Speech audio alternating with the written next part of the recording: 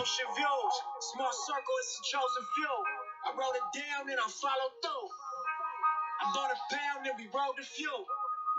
I talk shit, but she know it's true. Ocean views, small circle, it's a chosen few. I wrote it down and I followed through. I bought a pound and we rolled a few. I talk shit, but she know it's true. Blessings. R.I.P. to the big homie Nip. Yo, he was like a little brother to me, man. I never met this man in my life, but his music connected to me, man. And his inspiration's still here, and he done fucked up the rap game because it's not the same. It's not. Man, I don't know what the hell they was trying to evolve into, but Nipsey was on something different. You feel me? So I miss that brother every day. I think about him all the time, and I listen to his music too. But this is your boy Musa Azakar. Assalamu alaikum, people. Shalom. I want to say what's up to all my people that scattered on the four corners of earth, and that was robbed of their name, their culture, their God, their mores, turned inside out, upside down, hung, castrated. If you are people of them people, I got love for you. You feel me? So, like your boy's channel, Musa Azakar, subscribe, and share it. That's all I ask. I just love to motivate and, and pass out the information. But yeah, last night, man, I want to give props out to the Toronto Raptors that is the 2019 NBA World Champions. And Kawhi with the MVP trophy, Finals MVP. And he was like, three people did it. LeBron, Kareem, and him. Two different teams. You feel me? Regardless, got to get a man props. And he played two-way hard. But I love what he said about his detractors, his haters. Especially in the sports thing. You feel me? He had some detractors, especially last year. So we gonna peep out what he said. Because I did the game before, I'm gonna come out and play the right way. I'm not trying to make headlines, and that's just things that I pretty much learned just throughout this journey of being in the NBA. And so, that's how I just keep growing up as a man, and that's why I say I just think about my past life and try to learn from situations and be wise and learn from others. Very humble. Last two questions standing on the left side. Kawhi, Dan Wicke with the Los Angeles Times. Along those lines, you since media day, you said, I just want to play basketball. I'm curious what it was like emotionally to hear that final horn, to know that a year after you had basketball sort of taken away from you, that you were able to be on stage with that MVP trophy, to be in a locker room. What did that mean to you? It meant a lot. Like I said, last summer was tough. I was still rehabbing, and just trusted the process really with myself, and told myself I'll be back. I wasn't gonna come back until I could be the player I am today. I wanted to come back in the same shape and form without coming out playing 5 games and then re-injuring something. I wanted to be able to play the season, or what I did this year. I wasn't able to play 82, but I'm happy that I got to the 60 games. But just be able to win this championship this year is just something special for me, because how the last year everybody was looking at me, and I stayed true to myself, and I had a great support system. And once I got here to Toronto, they understood everything, and the move kept moving from there. Last question standing in the back. Marchenzi Johnson, the undefeated. You're obviously known for their defense. How special was it to receive the MVP award from Bill Russell? That's cool too, man. That is real cool. But yeah, you see all the persecution he took last year, man. Popovich, all them teammates question his heart. But if your body can't go, you can't go. You just can't go, man.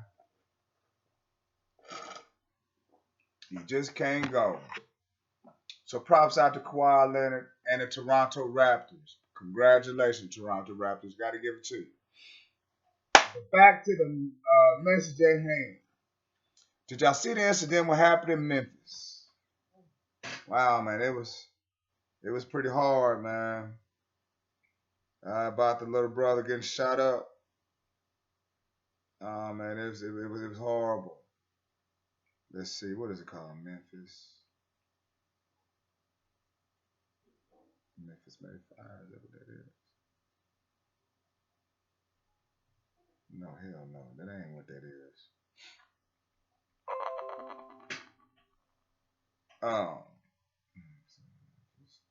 Police.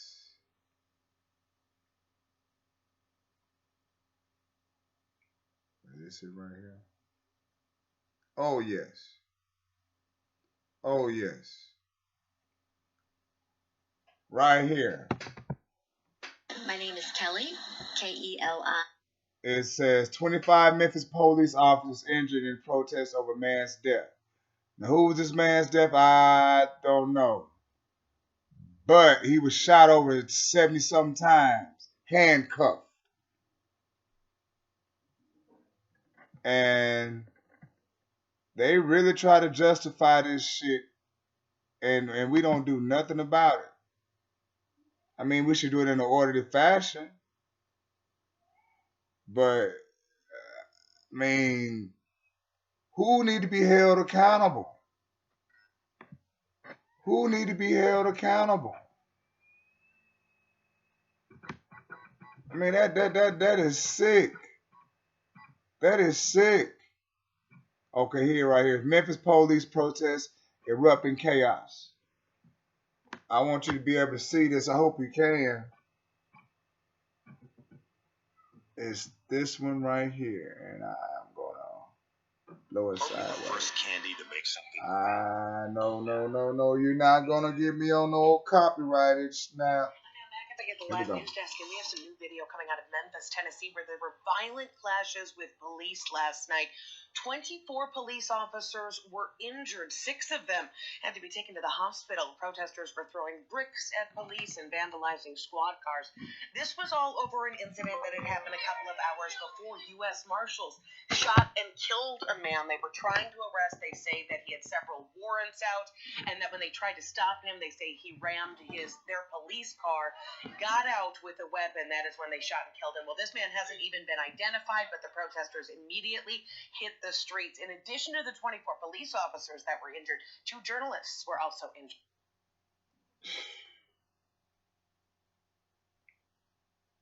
Nah, that's sad.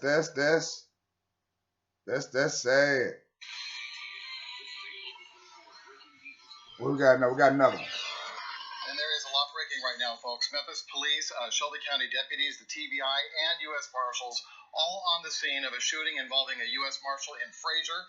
A situation honestly so tense, police are in riot gear, and a triage has been set up for injured officers. Yeah, that's right, Richard. Now, the initial shooting, it happened about 2 hours ago, and it was in the 2000 block of Durham. Right now, crowd control becoming an issue. Already, officers report being injured, rocks being thrown at them. Local 24 News bringing you team coverage of this volatile situation tonight. Reporters Rebecca Butcher and Caitlin McCarthy covering the shooting and the crowd's reaction to it. Let's start first with Rebecca. What have you learned about what happened and led to the situation right now? Well, good evening, Richard, and also, Christina. We've moved to a much calmer area here in the Fraser area that it was very out of control where we were earlier. That was at Overton Crossing. Right now, we're actually here closer to where that U.S. Marshal officer-involved shooting happened earlier this evening, reported around 7 p.m. We're near the 2000 block of Durham Street, and we know that this was a U.S. Marshal-involved shooting, that police and deputies are here only for crowd control, according to information officers. I did get a chance to speak with one woman who lives nearby.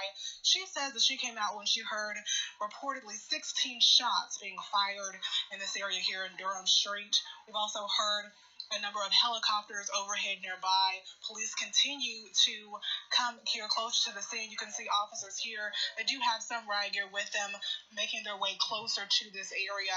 And right now, it's not sure who this victim is, but we do know that the TBI, the Tennessee Bureau of Investigation, they do come to these scenes. Like they say, they're coming to this scene here this evening when they do investigate deadly officer-involved shootings. So we're still trying to get more information on that victim.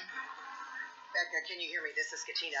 And also, we're waiting for the Tennessee Bureau of Investigation. I know you have the helicopter above you. Want to make sure that you hear me. So just to be clear, a U.S. Marshal was actually serving some type of warrant, and a neighbor says that she came out after hearing how many gunshots did you say? I just asked her before this live hit. She says that she heard 16 gunshots. She came outside to investigate, and she said a little bit later on she saw at least 3 ambulances coming to this area.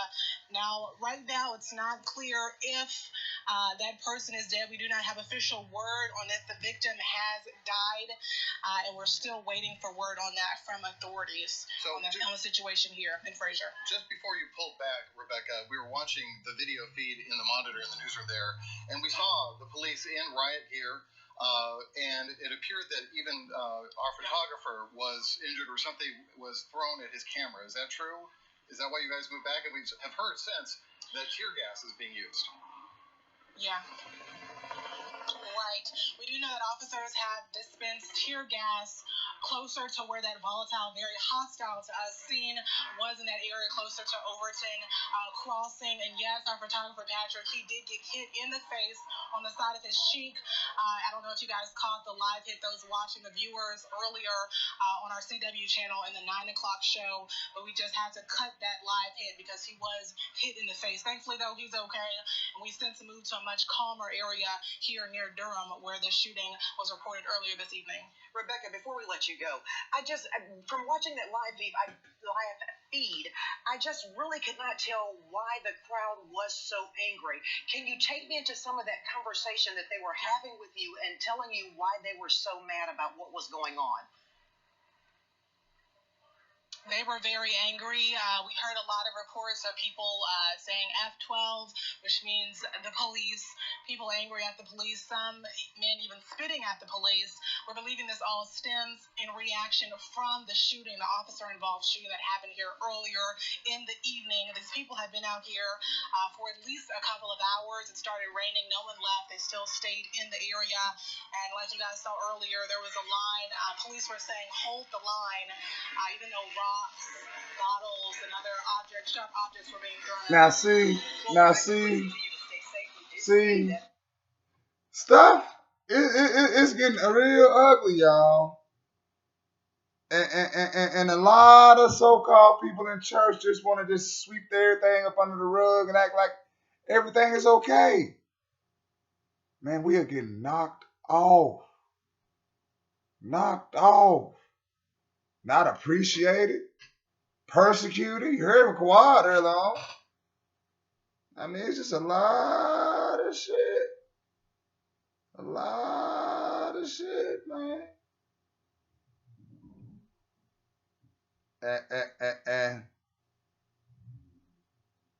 And my man Leo Muhammad, he spit some real stuff to this woman right here who talk about, the black Muslims or hell, I can say the Hebrew Israelites. Why y'all always talk about black and white? Why can't y'all be on the spiritual plane? Listen, ain't no pie in the sky, nothing just gonna float down and just be something spiritual. If that's the case, why ain't y'all spiritual? Y'all sweep everything up under the rug. And I love Leo Muhammad too, man. But check how he played this woman who asked a question. Correct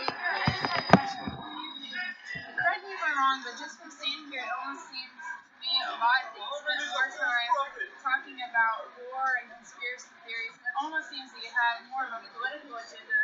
And I've heard very little about Muhammad and his teachings, and I just want to know what your message was.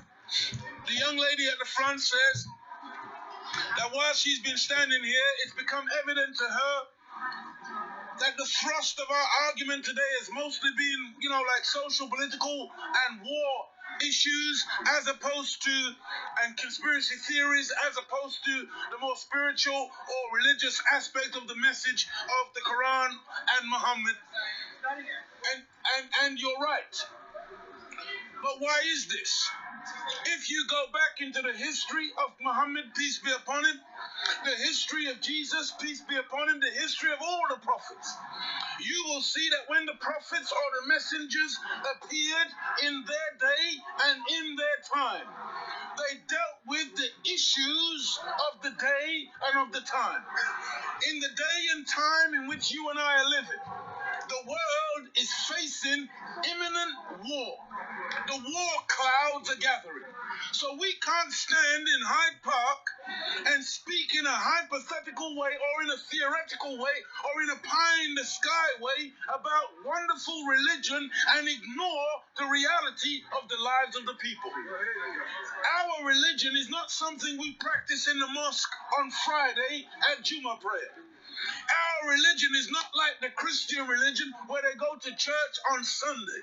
Or the Jews, say that they have a Sabbath on Saturday. But every other day they are doing evil. And they only get holy at the time of church, mosque, or synagogue. Our religion is a 24-hour, 7-day-a-week religion that we live. It is a way of life. And so anything that ill affects us as human beings, we got to address it because it's part and parcel of our reality and our existence. So racism, sexism, materialism, warmongering, all of these issues are issues which are very prevalent today. And so we have to deal with them. Some people criticize us because they say, you black Muslims, you talk about black and white all the time. You talk about racism. Islam is not racism. We know this. But racism is in the world. That's right. Racism affects me. That is my reality. That is my experience. And so we got to deal with racism. As a Muslim, I got to deal with racism. I can't ignore racism. And you will never force me to ignore reality and then get into some pie-in-the-sky kind of religion. Allah don't give no spook religion. He gives that which is real. Yes, sir. Leo! Leo!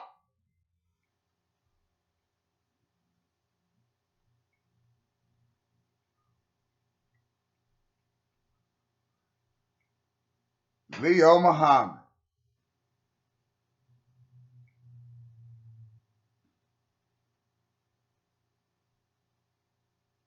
I'm going to get to my part on this. Now, one man brought sin, not a spirit. I got to find it. Just give me time. Give me time, y'all.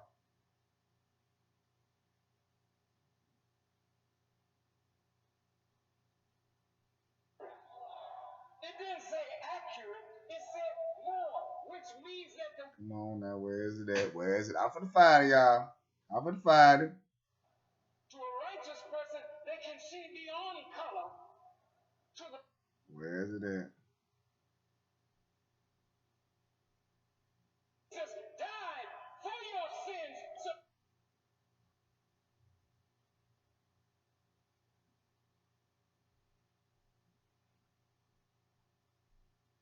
It might be this one.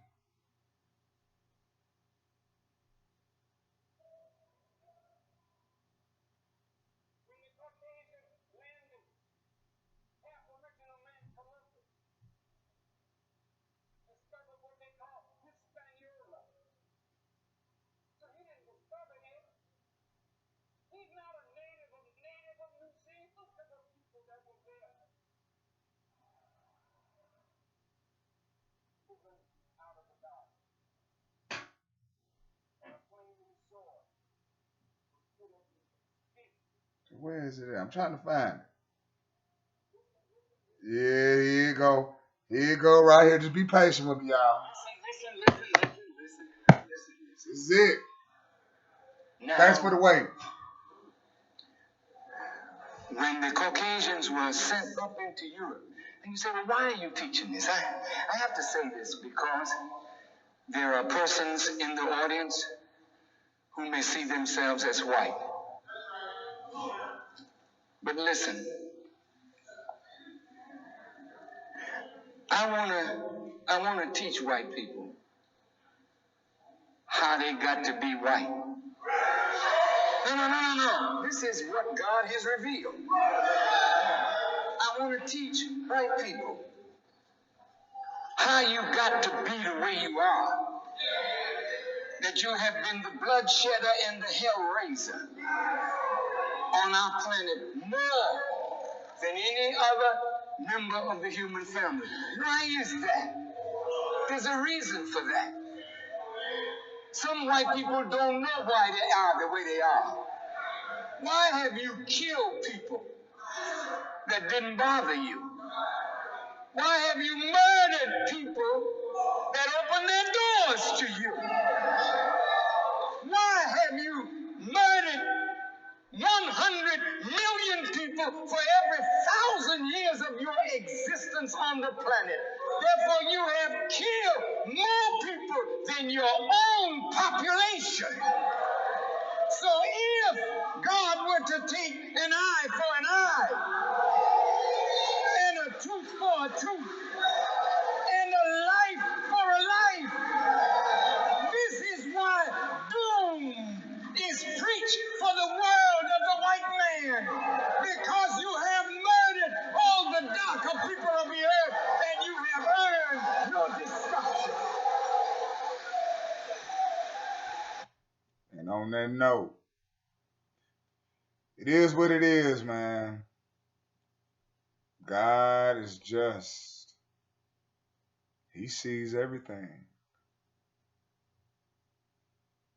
And y'all already know about the boomerang effect. What go around, come around. Nah, I'm not going to do no killing unless something come to me. No. That's not my style. I'm not on that type of level to think about killing people. Or murdering people. That's the difference. Murdering and killing is different.